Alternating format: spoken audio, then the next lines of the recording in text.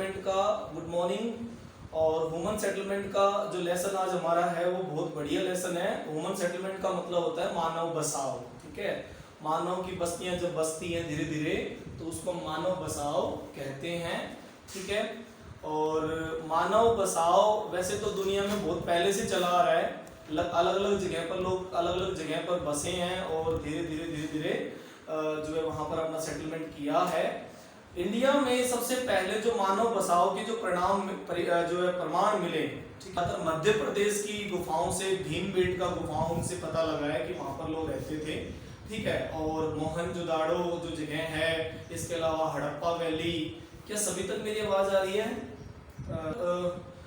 मतलब ये इंडिया में कब से शुरू हुआ, कितने टाइम पहले शुरू हुआ? तो भीमबेटका की गुफाओं से मध्य प्रदेश में हमें ये पता लगता है कि इंसान यहाँ पहले से सेटल हो रखे थे और पूरा सिस्टम यहाँ चल रहा था काफी दिनों से। काफी शुरुआत हमारे इंडिया में मध्य प्रदेश में हुई और भीमबेटका की गुफाओं से हमें उनके एविडेंस मिले, प्रमाण मिले।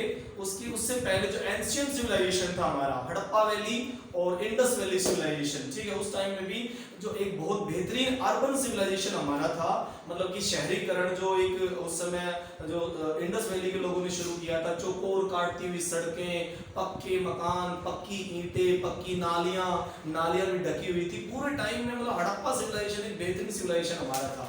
लोथल, कालीबंगन और जो है हड़प्पा, मोहनजोदड़ो ऐसी जगह थी जहाँ पे अर्बन सेटलमेंट हमारा बहुत बढ़िया था, पहले बहुत अच्छा था। ठीक है, तो ये मतलब जो लेसन है ये उसी से रिलेटेड है लगभग, लेकिन हम एंशिएंट टाइम के बारे में ज्यादा बातें नहीं करेंगे। पहले तो ये समझेंगे अर्बन सेटलमेंट जो होता है वो लगभग कैसा होता है, कैसा उसका सिस्टम होता है, कैसे लोग बसते हैं, क्यों बसते हैं। तो जितनी भी सभ्यताएं बसी, जितनी भी सिविलाइजेशन वो जो सेटल हुई, वो ज्यादातर रिवर बैंक मतलब नदी किनारे पर वो सेटल हुई है। जैसे कि इंडस वैली सिविलाइजेशन,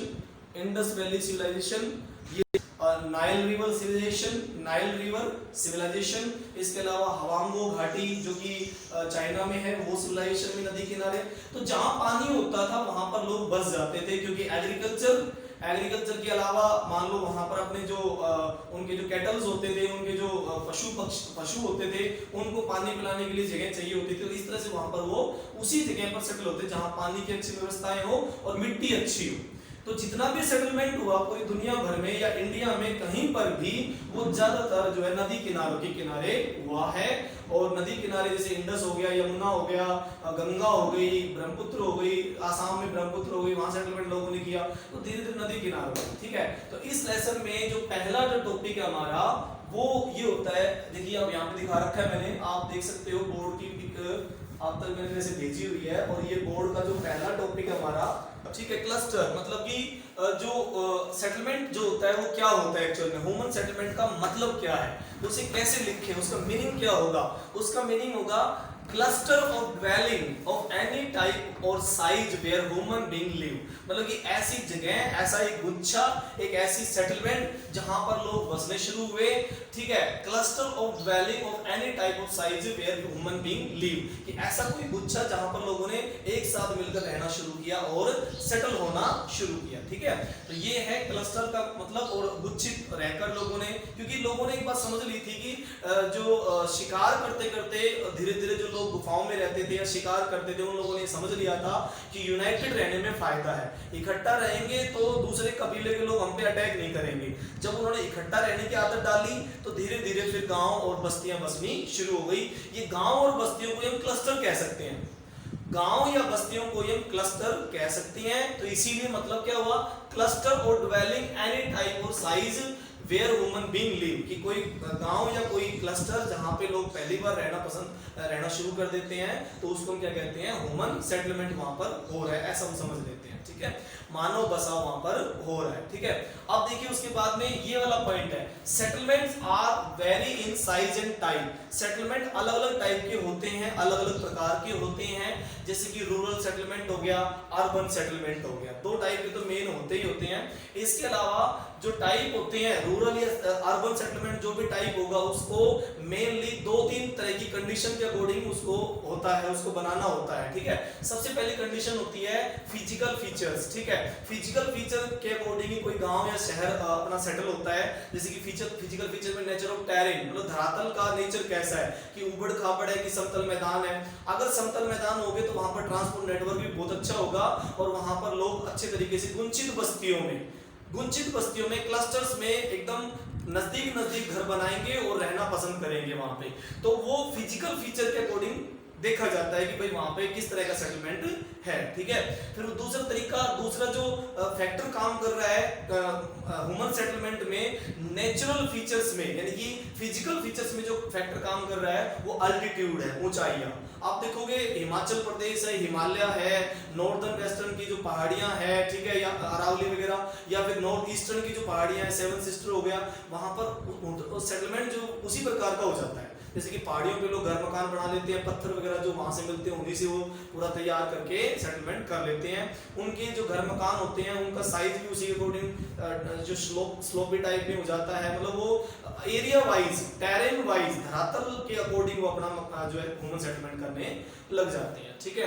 तीसरा तरीका है क्लाइमेट भी इंपॉर्टेंट रोल प्ले करता है, ठीक है। क्लाइमेट बहुत इंपॉर्टेंट रोल प्ले करता है, क्यों? क्योंकि जैसा क्लाइमेट होगा जो वहां के हाउस है, वहां के जो सेटलमेंट है उसका स्ट्रक्चर भी उसी तरह का हो जाएगा। जैसे कि मैं ये कहूँ कि बहुत अच्छी ज्यादा बारिश होती है मेघालय, दुनिया की सबसे ज्यादा बारिश मेघालय में होती है, चेरापूंजी डिस्ट्रिक्ट में, मौसिनराम में। कहते हैं कि वहां पर 1140 सेंटीमीटर का रिकॉर्ड बना हुआ है।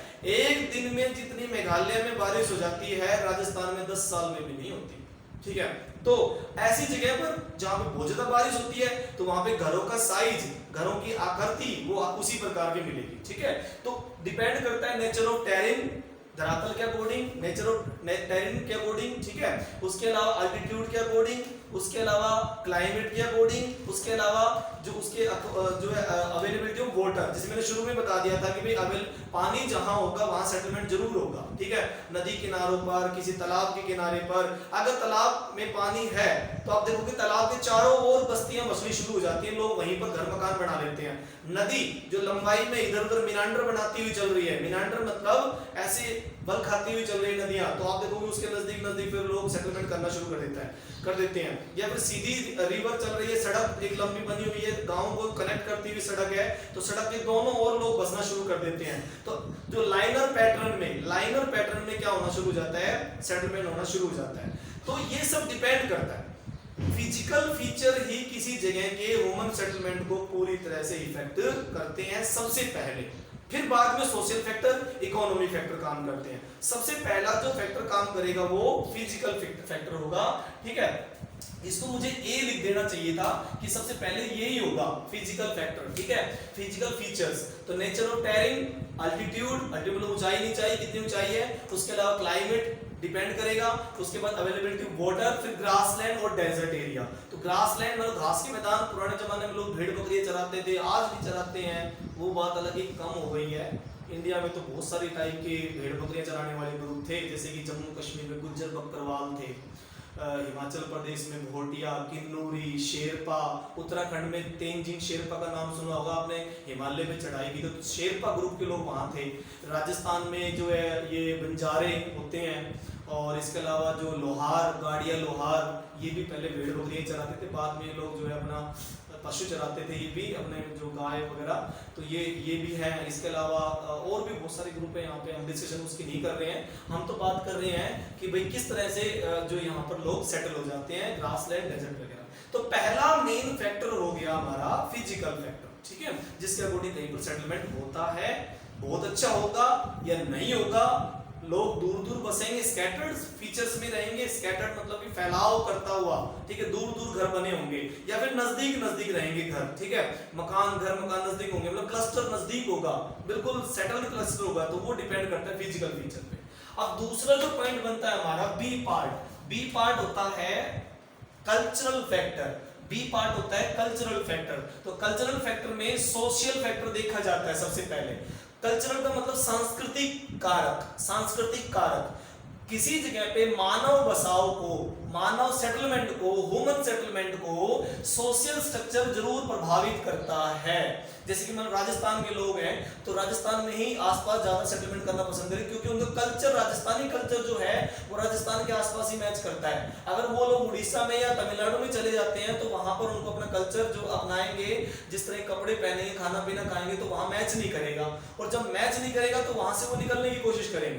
तो वहां पर जो मानव बस्तियां बस रही हैं वो कल्चरल स्ट्रक्चर के अकॉर्डिंग, सोशल स्ट्रक्चर के अकॉर्डिंग वो बसेंगी, ज्यादा या कम उसी पे डिपेंड करेगा, ठीक है। और कास्टिज्म, कई बार देखते हो ना गांव में जो कास्टिज्म बहुत, बस शहरों में भी है, ऐसा नहीं, गांव में सब जगह पर है, तो कास्टिज्म बहुत इंपॉर्टेंट प्ले करता है, रोल प्ले करता है, ठीक है। जैसे आप देखो गांव के बीचों बीच बड़े बड़े जाति के लोग रहते हैं, मतलब ब्राह्मण, स्टार्टिंग में ऐसा ही था। हमारे यहाँ पर 4 टाइप के होते थे, ब्राह्मण, क्षत्रिय, वैश्य और शूद्र। ब्राह्मण, क्षत्रिय, वैश्य और शूद्र। तो ब्राह्मणों के मकान और क्षत्रियों के मकान जो ज्यादा गांव के बीचों बीच मिलेंगे शहर के, ठीक है। तो उसी तरह, और जो छोटी जाति के लोग हैं वो दूर दूर बसेंगे, तो गांव उसी प्रकार का बनता चला जाएगा। अगर गांव में कोई मेन जगह पर जहां कुएं, बड़ा सारा कुआं था, लोग पानी भरते, तो आप देखो कुएं के चारों ओर लोग जो है बसना शुरू कर देंगे, और एक रेडियल पैटर्न बन जाएगा, एक जो सेटलमेंट का रेडियल पैटर्न। ये कई टाइप के पैटर्न होते हैं, रेडियल पैटर्न हो गया गोलाकार में, लाइनर पैटर्न हो गया रेखा के आकार में, मतलब एक लाइंस के रूप में, ठीक है। और इसके अलावा मान लो जो है आर्य रूप में हो गया, आर्य के जैसा, ठीक है, सड़क बनी हुई है और इधर उधर से भी रास्ते आ रहे हैं, तो आर्य रूप में बन जाएगा वो, ठीक है। इस तरह बहुत सारे पैटर्न बन जाते हैं गांव के। अगर आप ऊपर से, अगर ऐसे मान लो सैटेलाइट से हम पिक्चर लेना चाहे किसी गांव की, तो आप देखोगे उनके पैटर्न आपको अलग अलग नजर आएंगे। सड़क के किनारे दोनों ओर बसे हुए लोग जो है रेडियल पैटर्न में या जो है लाइनर पैटर्न में नजर आएंगे। इस तरह से ऊपर से हमें सैटेलाइट से हमें इनके स्ट्रक्चर का पता लग जाता है, ठीक है। तो दूसरा जो फैक्टर हमारा, पहला तो हो गया फिजिकल फीचर्स, दूसरे हो गए कल्चरल फैक्टर। तो कल्चरल में सोशल स्ट्रक्चर, कास्ट और रिलीजन बहुत इंपॉर्टेंट है, ठीक है। जैसा रिलीजन जहां होगा वैसे ही लोग वहां पर सेटल होना शुरू हो जाएंगे। अगर रिलीजन थोड़ा अलग है, कुछ और रिलीजन के लोग रह रहे हैं, तो वहां पर लोग रहना पसंद नहीं करेंगे, चेंज करेंगे, ठीक है। अब अगला है सिक्योरिटी फैक्टर्स। ह्यूमन सेटलमेंट में तीसरा फैक्टर भी काम कर रहा है। पहले वाला फिजिकल फैक्टर हो गया, दूसरे वाला कल्चरल फैक्टर हो गया, और तीसरा वाला हो गया सिक्योरिटी फैक्टर्स। सिक्योरिटी मतलब सुरक्षा के कारण। कई जगह पर आप देखोगे कि बहुत सारी जगह ऐसी जहां पर चोरी डकैतियां बहुत होती हैं, ठीक है। तो ऐसी जगह पे लोग रहना पसंद नहीं करेंगे, या फिर कहीं पर जो है बॉर्डर एरिया हो गया, मान लो राजस्थान का कोई बॉर्डर एरिया, जैसलमेर, बाड़मेर, बीकानेर हो गया, तो बॉर्डर एरिया पे लोग पसंद नहीं करेंगे, सिक्योरिटी रीजन से वहां उस एरिया को छोड़ देंगे, ठीक है। और इसी कैसी ऐसी जगह पर जाकर रहना पसंद करेंगे जहां पर थोड़ी सिक्योरिटी हो। जैसे मान लो ऐसा कोई शहर जहां पे लूटपाट ज्यादा होती हो, रोजाना किसी की जेब काट ली गई हो, या फिर किसी का डकैती की कर दी गई हो, तो वहां पे जब लोग सुनेंगे यार वहां तो बहुत बुरा हाल हो रहा है, तो वहां पर लोग जाकर बसना पसंद नहीं करेंगे, उस एरिया को छोड़ देंगे, या फिर वहां पर जमीन वगैरह नहीं खरीदेंगे। तो सिक्योरिटी रीजन भी एक मेन होता है, किसी जगह पर ह्यूमन सेटलमेंट करेंगे या नहीं करेंगे, सिक्योरिटी रीजन है। Defence against the thief and Rober. अगर लोगों को ऐसा सही मिल रहा है कि रोबरी नहीं हो रही है, थीफ चोरी वगैरह नहीं हो रही, रोबरी नहीं हो रही है, डकैती नहीं हो रही, तो वहां लोग बस जाएंगे और ज्यादा सेटल होंगे, ठीक है। तो सिक्योरिटी भी एक रीजन है। अब देखिए 4 टाइप के क्लस्टर्स बनते हैं, गुच्छे बनते हैं। क्लस्टर का मतलब होता है गुच्छे। शहर में जो मकान नजदीक नजदीक बस जाते हैं तो वो क्लस्टर बन जाते हैं, गुच्छे बन जाते हैं, मकानों के गुच्छे। तो देखिए क्लस्टर्स की बात कर रहे हैं, 4 टाइप के क्लस्टर होते हैं। एक होता है क्लस्टर एंग्लोमरेटेड और न्यूक्लिएटेड। क्लस्टर्ड, एंग्लोमरेटेड एंड न्यूक्लिएटेड, ठीक है। तो ये क्या है, ये पूरी तरह गुंचित बस्तियां होती है, पूरी तरह से गुंचित बस्तियां। गुंचित बार वर्ड क्या है, क्लस्टर का मतलब क्या है, एक्चुअल में कोई एक ऐसी जगह कहीं पर होगी जो एक अट्रैक्शन पॉइंट होगी। एक्चुअल में कोई जगह एक ऐसी होगी जो अट्रैक्शन पॉइंट होगी।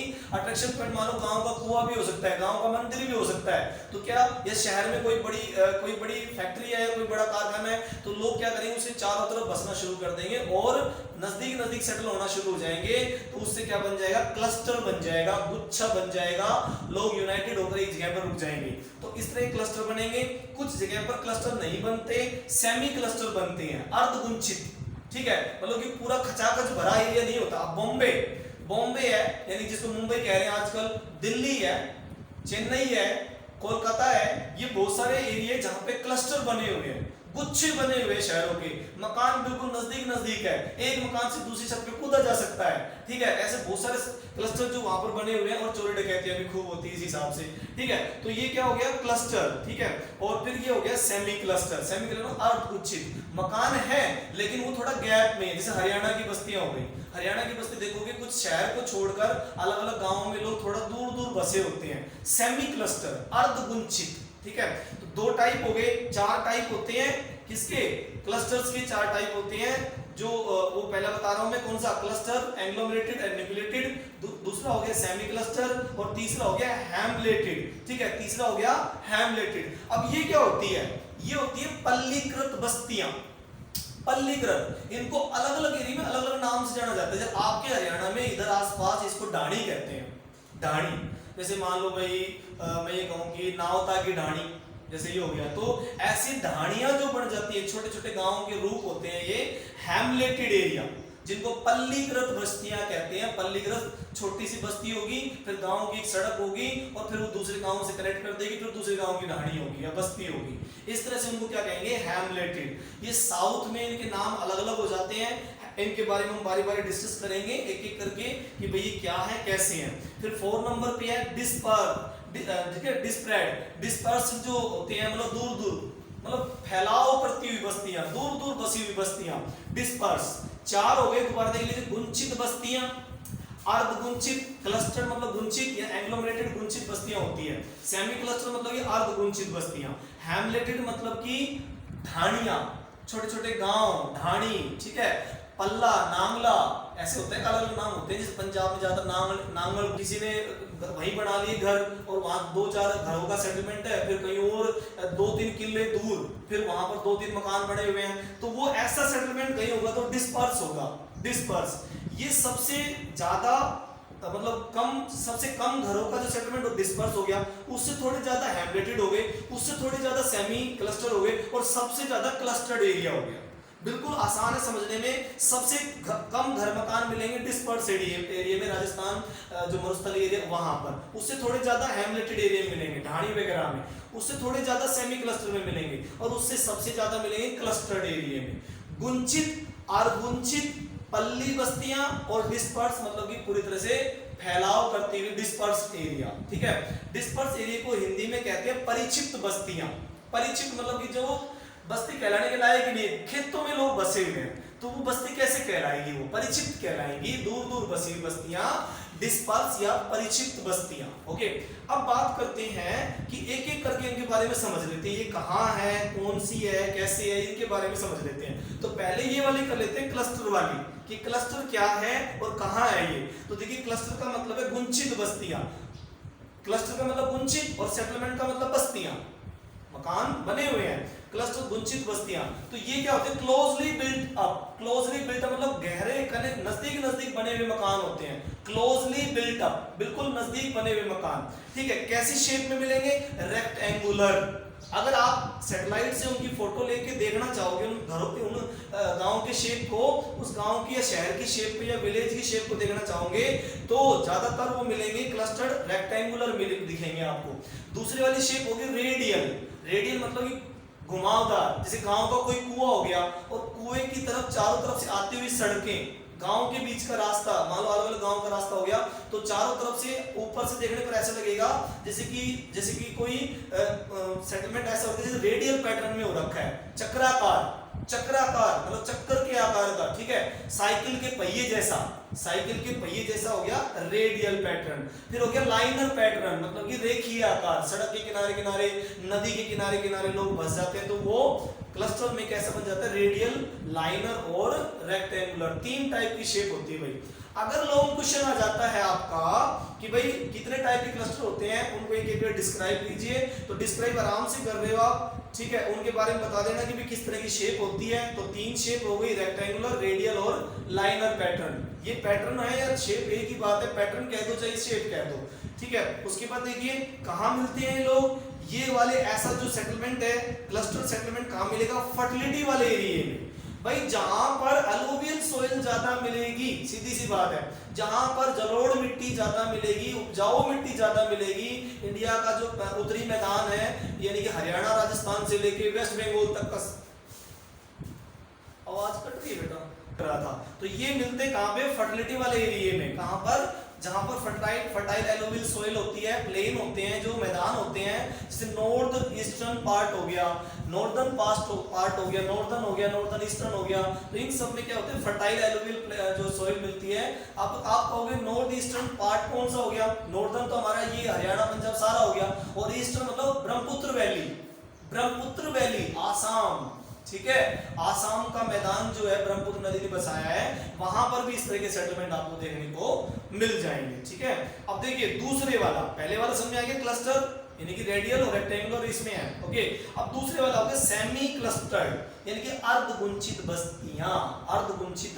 बस्तियां, ठीक है। तो दूसरी वाली अर्धगुंचित कहां मिलेगी, ये डिस्पर्स होती हैं, राजस्थान के एरिया में ज्यादा मिलती हैं। सेमी क्लस्टर राजस्थान में ज्यादा मिलेंगे, disperse area some part of Rajasthan, ठीक है। आप देख पा रहे हैं disperse area some part of Rajasthan, so ये देखिए, अब क्लियर दिखेगा, ठीक है, disperse area some part of Rajasthan. उसके बाद देखिए और कहां मिलेंगी, राजस्थान के अलावा गुजरात का प्लेन एरिया जो है, कौन सी नदी का एरिया, साबरमती, गुजरात में साबरमती नदी बहुत फेमस है। माही, लूनी राजस्थान में है, लूनी नदी का नाम इसलिए लूनी पड़ा क्योंकि वहां के लोग उस नदी के पानी से लूण बनाते हैं, नमक बनाते हैं। राजस्थान के लोगों में होता है ना, वो नमक को लूण कहते हैं, बेटा थोड़ा सा लूण लाना, तो वो लूण मतलब लूनी नदी के पानी से बनाया हुआ नमक लूण बोलते हैं उसको, और हमारे यहाँ पर उसको सोल्ट या नमक कहते हैं, हमारे यहाँ समझते नहीं लूण क्या होते हैं, ठीक है। तो ये लूनी नदी वहां होती है, तो वहां उसके आसपास, हाँ जी, यहाँ पता है, यहाँ तो नहीं जानते लूण क्या होता है बाजार में लेने जाओगे, किसी दुकानदार को भी कह दोगे ना तो लूण देना भाई 1 किलो, तो वो देगा नहीं आपको, उसको पता ही नहीं लूण क्या होता है, ठीक है हाँ, कई लोग जानते हैं मोटा नमक जो होता है ना उसको लूण कहते हैं, जो पिसा हुआ नहीं है, बाजार में मिलता है मोटा नमक, जो गाय भैंसों को दिया जाता है, मोटा नमक। हाँ, कई बार जब जानवर मर जाते हैं भाई गांव के बच्चे, आपको तो पता है, शहर के बच्चों से पूछ के देखो एक बार लूण क्या होता है, वो नहीं बता पाएगा, वो नहीं पता उनको नहीं पता होता, सही बात है, वो तो बेचारे, उनको ये नहीं पता कि लूण क्या है बताओ, और लूण डालते हैं, और उससे क्या हो, जानवर की हड्डियां वगैरह जो है ना गल जाता है, और बदबू नहीं आती है उसमें फिर, तो वहां पर यूज होता है ये काफी बार। हाँ, वो गल जाती है, उसकी हड्डियां वगैरह जो होती है ना वो गल जाती है, ठीक है। तो ये लूनी नदी के आसपास का सेटलमेंट, साबरमती के आसपास का सेटलमेंट क्या कहलाएगा, सेमी क्लस्टर्ड कहलाएगा वो, ओके। तो क्लियर हो गया ये भी। अब देखो तीसरा वाला है हेमलेटेड मैंने कहा था गांव के जो छोटी छोटी ढाणियां, पल्ला, नांगला, एक नांगला आपको याद होगा, मैं बताऊं बहुत ही इंपॉर्टेंट नंगली है वो, नांगला नहीं, नंगली, पंजाब का भाखड़ा नंगल डैम बना हुआ है नंगली विलेज में, ठीक है। कहां पे, पंजाब के भाखड़ा नंगल सतलुज नदी पर, ठीक है, 225 मीटर ऊंचाई पर है वो, बहुत ऊंचा बांध है, और उससे करीबन 11,000 वोल्टेज की बिजली बनाई जाती है, और ये मानो कि 3 स्टेट उससे बिजली लेते हैं, हरियाणा, हम लोग, दिल्ली और पंजाब, इन सबको बिजली की सप्लाई करता है वो। और पंजाब का सतलुज नदी के नजदीक का गांव नंगली विलेज, तो ये वहां भी ढाणी हो गई, वो नंगली ढाणी हो गई, तो नंगली ढाणी पे बनाया गया वो भाखड़ा नंगल डैम। तो ज्योग्राफी में एक आधे पॉइंट ऐसे याद रखा करो ताकि कभी दोबारा कोई शॉर्ट क्वेश्चन आ जाए तो उसको थोड़ा ध्यान हो जाए, हमें उसके बारे में थोड़ा समझ आ जाए, ठीक है। चलो शुरू करते हैं आगे। तो देखिए, अब देखिए साउथ में इन एरिया को क्या कहते हैं, पन्ना, साउथ में इनको पन्ना कहते हैं, हेमलेटेड एरिया को पन्ना कहते हैं, पन्ना। पाड़ा, ये पाड़ा लिखा हुआ है लेकिन एक्चुअल में हिंदी में पाड़ा पढ़ा जाएगा। अब वो नहीं जो गांव में तुम कहते हो काटड़ा पाड़ा, वो नहीं, वो कभी वो समझ जाओगे, ऐसा मत करना ठीक है। गांव में नहीं होते गाय भैंसों के छोटे बच्चे को पाड़ा कहते हैं, तो ये हिंदी में पाड़ा मतलब साउथ में उन छोटे छोटे गाँव को सॉरी बेटा, ये मुझे थोड़ा समझाना पड़ रहा है क्योंकि हिंदी में ये पारा जो है ना, पारा, ये पाड़ा ही लिखा जाएगा, पाड़ा, ठीक है। तो देखिए, हाँ, तो कौन कौन सी होती है साउथ में, पन्ना, पाड़ा, पल्ली,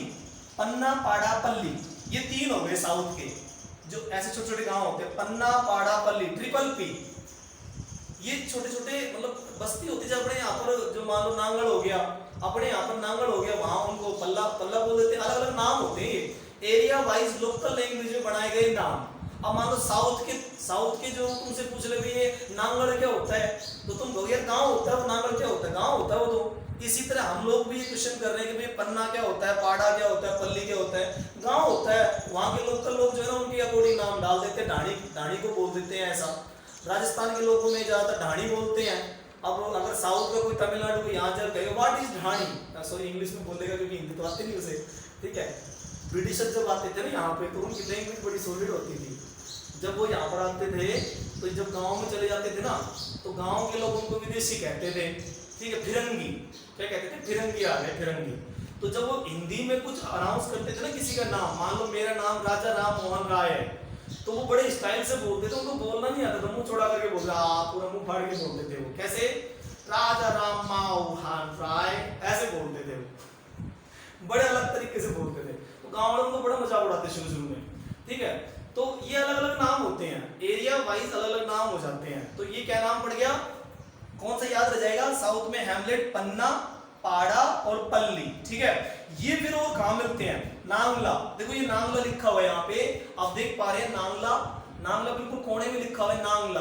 तो नांगला हमारे हरियाणा में, ढाणी, ढाणी भी होता है, ढाणी। और ये ज्यादातर गंगा वैली में, मतलब हमारे एरिया में, हम गंगा वैली और इंडस वैली के एरिया में तो रह रहे हैं। हरियाणा का जो मैदान है गंगा और इंडस दोनों ने मिलकर बनाया है, तो गंगा वैली हो गया और lower valley of Himalaya, Himalaya की जो नीची घाटियां होती है वहां पर ये ज्यादातर मिलेंगे। ये नाम आपको हैमलेट्स जो हैं ज्यादातर वहां मिलेंगे। हैमलेट का मतलब छोटी गांव, छोटा गांव, नांगल, पाड़ा, पन्ना, पल्ली, ठीक है, और क्या बताया मैंने, ढाणी, इस तरह के गांव वहां पर मिले। ओके, तो अब बात करते हैं आइसोलेटेड हट्स, मतलब दूर दूर बसी हुई बस्तियां, जिसको हम कहते हैं रिमोट जंगल, मतलब दूर दूर बसे हुए एरिया। रिमोट का मतलब दूर दूर, मतलब जंगल एरिया में दूर दूर कहीं कहीं कोई एक आधा मकान मिलेगा, कोई खुले खुले मकान मिलेंगे, खुले खुले घर मकान मिलेंगे, ठीक है। वो रिमोट मतलब दूर, जो दूर दराज के जंगल है, रिमोट एरिया, रिमोट एरिया लिखना था मुझे यहाँ पे, रिमोट एरिया, ठीक है, remote area, area, remote area, मतलब कि दूर दराज के जंगलों में लोग यहाँ बसे मिलेंगे। स्मॉल हिल्स, छोटी छोटी पहाड़ियों के तलहटी में, छोटी छोटी पहाड़ी की तलहटी में ऐसे घर मकान मिलेंगे। एक एग्जांपल देता हूँ आपको मैं, जैसे एक एग्जांपल देता हूँ कहाँ पे, जैसे आपके डोसी विलेज है नजदीकी है। अभी डोसी जो पहाड़ी है उस पहाड़ी के चारों तरफ, हाँ डोसी, ये कुलताजपुर, कुलताजपुर गाँव डोसी, चैवन ऋषि का आश्रम बिल्कुल नजदीक का एग्जाम्पल है। तो इस आश्रम के नजदीक आप देखोगे चारों तरफ गांव जो बसा हुआ है वो इसी का एग्जांपल है, डिस्पर्स सेटलमेंट का। आप देखोगे वो गांव जो है ना अब तो बहुत बस गया है, लेकिन वो पहले बहुत दूर दूर वहां घर मकान खेतों में होते थे। तो ऐसी सेटलमेंट अगर हरियाणा या राजस्थान में हो रही है तो उसको डिस्पर्स सेटलमेंट कहते हैं, डिस्पर्स सेटलमेंट कहते हैं। परिचित बस्तियां, परिचित बस्तियां जो कि कहीं कहीं नजर आएंगी, कहीं आएंगी, कहीं नजर नहीं आएंगी। ओके, अगर सैटेलाइट से हम उसको देखना चाहें तो वो ज्यादा बढ़िया कोई शेप में नहीं दिखेंगी। ओके, अब देखिए ये कहाँ मिलती है, दूर दराज के जंगलों में, रिमोट एरिया ऑफ जंगल, ठीक है। उसके बाद स्मॉल हिल्स, छोटी छोटी पहाड़ियों की तलहटी में, जैसे डोसी का मैंने एग्जांपल दे दिया। अरावली हिल्स, जितने भी अरावली हिल्स के जितने भी यहाँ आसपास जितना भी फैला हुआ है अरावली, उसके आसपास जितने भी घर जो गांव है छोटे मोटे, वो सब के डिस्पर्स सेटलमेंट है। ओके, उसके अलावा ये कहाँ कहाँ मिलेंगे, मेघालय में भी मिलेंगे, उत्तराखंड में मिलेंगे, हिमाचल में मिलेंगे और केरला में, और हरियाणा के कुछ एरिया में भी ये मिलेंगे, दक्षिणी हरियाणा में ज्यादा मिलेंगे। ठीक है, ओके। अब बात करते हैं इस तरह का रूरल सेटलमेंट हमने कंप्लीट कर लिया। रूरल सेटलमेंट अब तक हमारा कंप्लीट हो गया, 4 पार्ट में बटा हुआ था पूरा, और हमने पूरा सेटलमेंट समझ लिया रूरल क्या होता है, क्योंकि गांव के सेटलमेंट को पहले समझना जरूरी था। इसका रीजन ये था कि भारत गांव का देश है, ज्यादातर पब्लिक हमारी गांव में रहती है, इसलिए जब भारत गांव का देश है तो हमें गांव के सेटलमेंट को ही पहले समझना जरूरी था, और वो हम समझ चुके हैं। गुंचित बस्तियां यानी कि क्लस्टर्ड, दूसरी सेमी क्लस्टर, अर्धगुंचित, तीसरी हो गई हैमलेट एरिया, और 4 हो गई स्कैटर्ड या डिस्पर्स्ड एरिया। ठीक है, अब बात करते हैं अर्बन सेटलमेंट की, शहरी बसाव। शहरी सेटलमेंट कैसे होता है, तो शहरी सेटलमेंट जो होता है ना, उसकी सबसे बड़ी खासियत होती है कि वहां पे एग्रीकल्चर बिल्कुल कम होती है, नॉन एग्रीकल्चर एरिया। फिर इकोनॉमिक एक्टिविटी ज्यादा होती है, कमाई के लिए लोग लगे रहते हैं, सारे काम में लगे रहते हैं, और प्रशासन का केंद्र भी होता है। Non agriculture, economic zone and administrative centre. Administrative centre, economic zone and non agriculture area, ये होता है अर्बन सेटलमेंट की खासियत। अर्बन सेटलमेंट की सबसे बड़ी विशेषता ही यही है, ठीक है, कि वहां पर ये चीजें एग्रीकल्चर आपको नहीं मिलेगी और economic activity. Exchange of goods and service, वहां पर चीजों का आदान प्रदान पैसे में या बार्टर सिस्टम के थ्रू। बार्टर सिस्टम पहले चलता था ये, जिसमें पैसे की जरूरत नहीं पड़ती थी और बिना पैसे के ही लोग आपस में चीजों का आदान प्रदान कर लेते थे, ऐसा बार्टर सिस्टम होता था। फिर बाद में जो पैसे आ गए, करेंसी, सबसे पहले करेंसी शुरुआत की थी कागज की करेंसी चाइना ने। कागज की करेंसी, पेपर नोट चाइना ने शुरू किए, और जो सिक्के जो ढालने शुरू हुए थे, सिक्के ढलते हैं टकसाल में और नोट छपते हैं प्रेस में। हमारे यहाँ पर देवास की प्रेस है, नोट छापती है, टकसाल भी है, वहां पे जो सिक्के ढालती है टकसाल, सिक्के ढालते देवास में, इंदौर में भी है और बॉम्बे के आसपास भी है, 3-4 यहाँ पर प्रेस और जो टकसाल है जहाँ पे नोट भी और सिक्के भी छपते हैं, ठीक है। तो पहले जो एक्सचेंज ऑफ गुड्स जो बार्टर सिस्टम के थ्रू होता है, आजकल वो पैसे से होने लगा है, उसमें कोई दिक्कत नहीं है।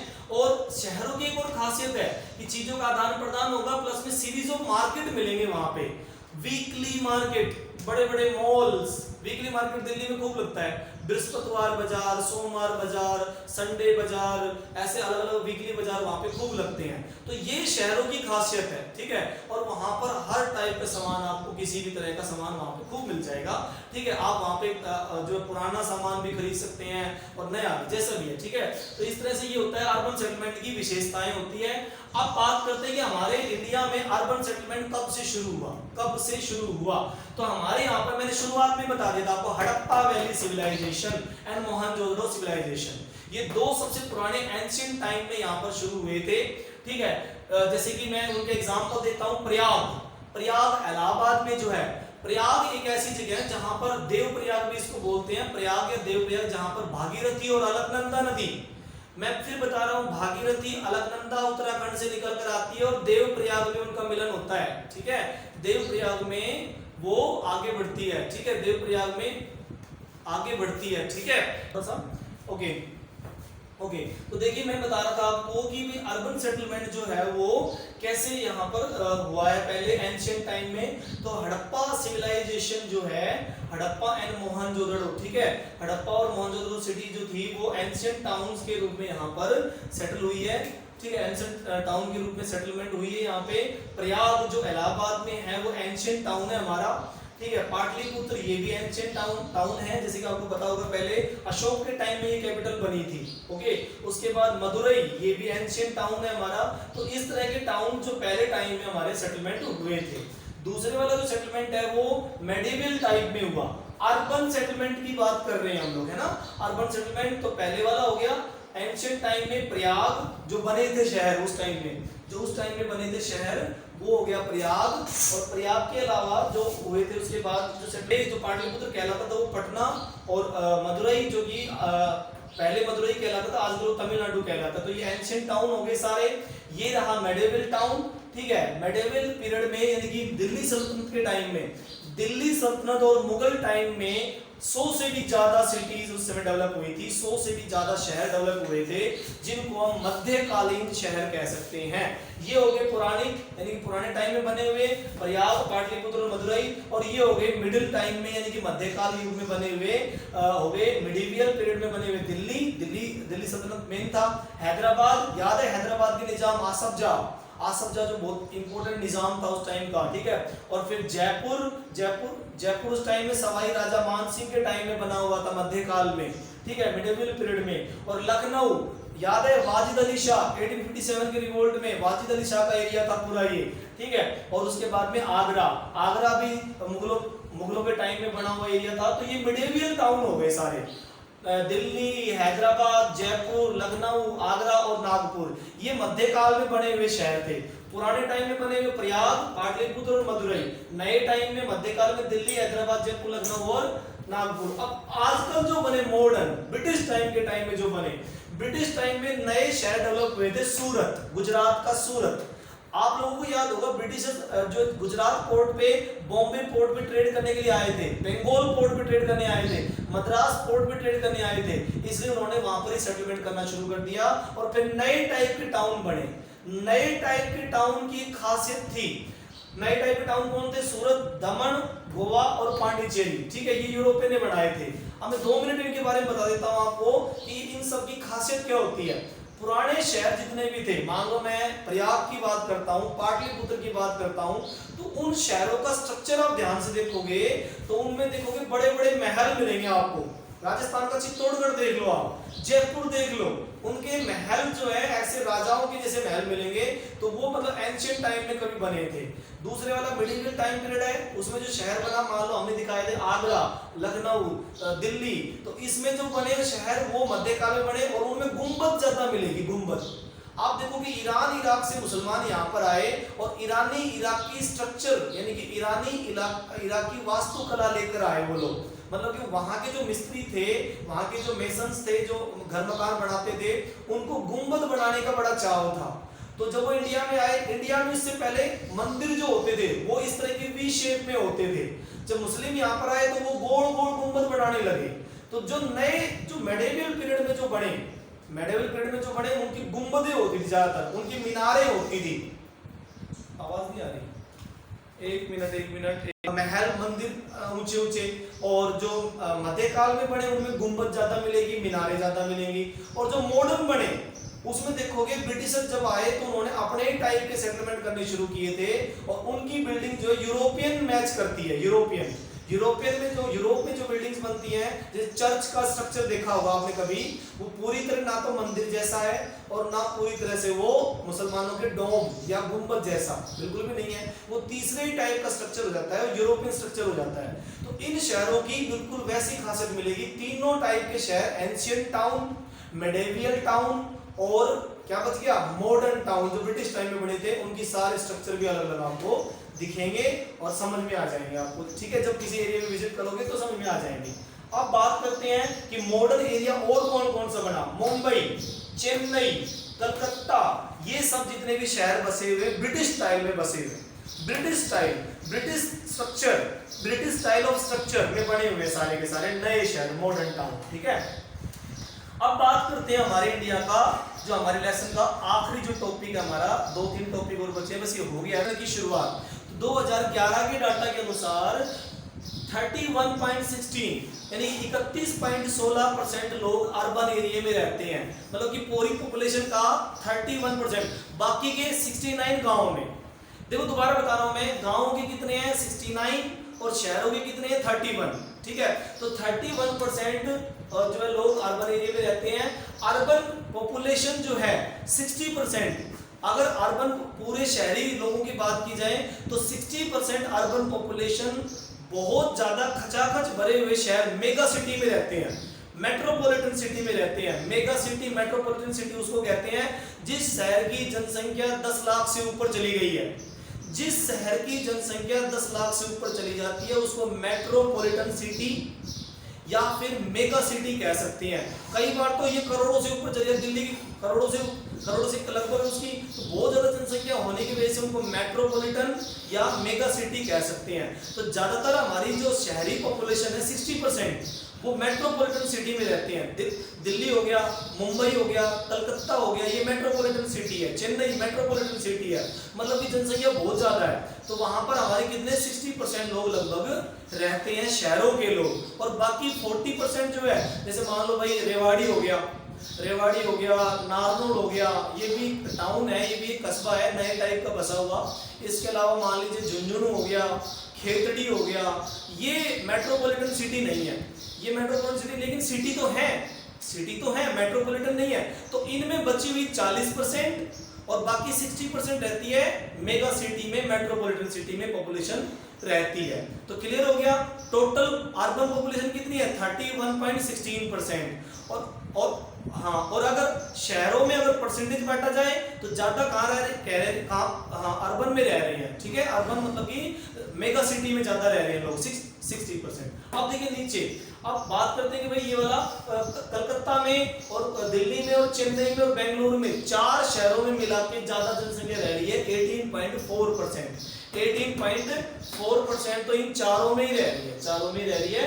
अब देखिए, अब लास्ट पॉइंट हमारा कि कुछ शहर जो होते हैं, कुछ टाउन होते हैं, वो किस किस टाइप के उनके नाम डाले जा सकते हैं, उनका क्लासिफिकेशन कैसे किया जा सकता है। शहरों का क्लासिफिकेशन इंडस्ट्रियल टाउन के रूप में कर सकते हैं। अगर वहां पे शहरों में इंडस्ट्री बहुत लगी हुई है, तो वो बेटा प्लीज एक बार डिस्टर्ब मत कीजिए, थोड़ा सुनिए। तो इंडस्ट्रियल टाउन हो गया, फिर ट्रांसपोर्ट सिटी हो गए, फिर कॉमर्शियल सिटी हो गए, कॉमर्शियल टाउन हो गए, फिर माइनिंग टाउन हो गया। माइनिंग मतलब जहाँ पे खान वगैरह ज्यादा खुदी होती है और लोग जो है वहाँ पे माइनिंग यानी कि एग्रीकल्चर सॉरी वो मिनरल वगैरह निकाल रहे होते हैं, तो माइनिंग टाउन हो गया। फिर गैरिसन टाउन, मिलिट्री टाउन, जैसे अंबाला कैंट हो गया, दिल्ली कैंट हो गया, ये सब क्या है गैरिसन टाउन कहलाते हैं। और फिर एजुकेशनल सिटीज, जैसे कि मान लो एजुकेशन सिटी में बनारस हो गया, एजुकेशन के मामले में हमेशा फेमस रहा है ये। नालंदा विश्वविद्यालय हो गया, एक आपका जो एजुकेशन के मामले में आपका जो गुरुकुल बहुत फेमस रहे यहाँ पर, यूपी का अयोध्या बहुत फेमस रहा है एजुकेशन के मामले में, ठीक है। तो एजुकेशनल टाउन हो गए। फिर religious and cultural town, Mathura, Vrindavan, ये एजुकेशनल सॉरी रिलीजन एंड जो है कल्चरल टाउन रहे हैं, ठीक है। और आखिरी हो गया टूरिस्ट टाउन, टूरिस्ट टाउन तो जैसे श्रीनगर हो गया, जम्मू कश्मीर का श्रीनगर हो गया, शिमला हो गया, नैनीताल हो गया, मंसूरी हो गया, ये सारे क्या हो गए आपके फिर टूरिस्ट टाउन हो गए। तो इस टाउन्स को अलग अलग टाउन को हम अलग अलग कैटेगरी में बांट सकते हैं, industrial town, transport city town, commercial town, mining town, garrison town मतलब मिलिट्री बेस, ठीक है, और एजुकेशनल टाउन, रिलीजियस टाउन और टूरिस्ट टाउन, इस तरह से हम इसको बांट सकते हैं। और आज का लेसन ये इस तरह से कंप्लीट हो, अच्छे से जूम करके देखो, समझो। आई थिंक आपको बहुत जल्दी याद होगा, लिखने का तरीका भी आ जाएगा, शॉर्टकट मेथड से आप इसको शॉर्ट नोट्स की तरह भी अपने पास रख सकते हो, ठीक है। ओके बेटा, तो नेक्स्ट टाइम फिर नेक्स्ट लेसन, आज मैं इसके क्वेश्चन आंसर भेज दूंगा। आप अगर